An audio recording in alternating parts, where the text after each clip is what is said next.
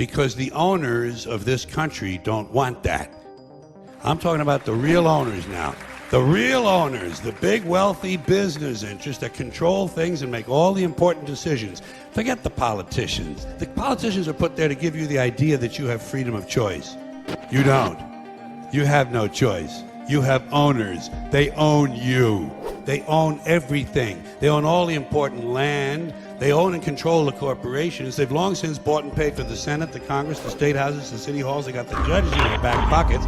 And they own all the big media companies, so they control just about all of the news and information you get to hear. They got you by the balls. They spend billions of dollars every year lobbying to get what they want. Well, we know what they want. They want more for themselves and less for everybody else. But I'll tell you what they don't want. They don't want a population of citizens capable of critical thinking. They don't want well-informed, well-educated people capable of critical thinking. They're not interested in that. That doesn't help them. That's against their interest. You know what they want? They want obedient workers. Obedient workers. People who are just smart enough to run the machines and do the paperwork and just dumb enough to passively accept all these increasingly shittier jobs with the lower pay, the longer hours, the reduced benefits, the end of overtime, and the vanishing pension that disappears the minute you go to collect it. And now they're coming for your Social Security money. They want your fucking retirement money. They want it back so they can give it to their criminal friends on Wall Street. And you know something? They'll get it. They'll get it all from you sooner or later because they own this fucking place. It's a big club, and you ain't in it. You and I are not in the big club. By the way, it's the same big club they use to beat you over the head with all day long, where they tell you what to believe. All day long, beating you over the head in their media, telling you what to believe, what to think, and what to buy. The table is tilted, folks. The game is rigged. Nobody seems to notice. Nobody seems to care. Good, honest, hard-working people continue to elect these rich cocksuckers who don't give a fuck about them. It's called the American dream, because you have to be asleep to believe it.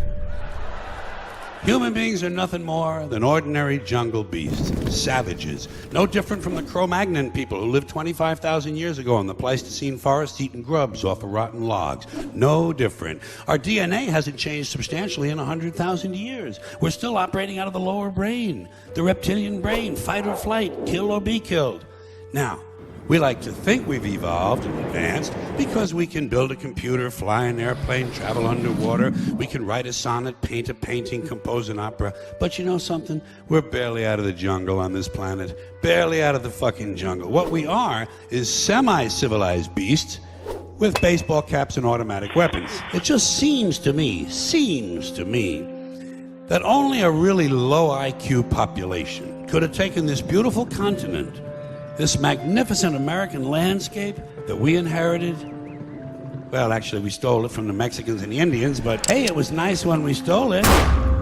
Only a nation of unenlightened half-wits could have taken this beautiful place and turned it into what it is today, a shopping mall. Mile after mile of mall after mall. Many, many malls, major malls and mini malls. They put the mini malls in between the major malls. And in between the mini malls, they put the mini marts. And in between the mini marts, you got the car lots, gas stations, muffler shops, laundromats, cheap hotels, fast food joints, strip clubs, and dirty bookstores. America the Beautiful, one big transcontinental commercial cesspool. And how do the people feel about all this? How do the people feel about living in a coast-to-coast shopping mall? Well, they think it's just fucking dandy. They think it is cool as can be because Americans love the mall. They love the mall. That's where they get to satisfy their two most prominent addictions at the same time: shopping and eating.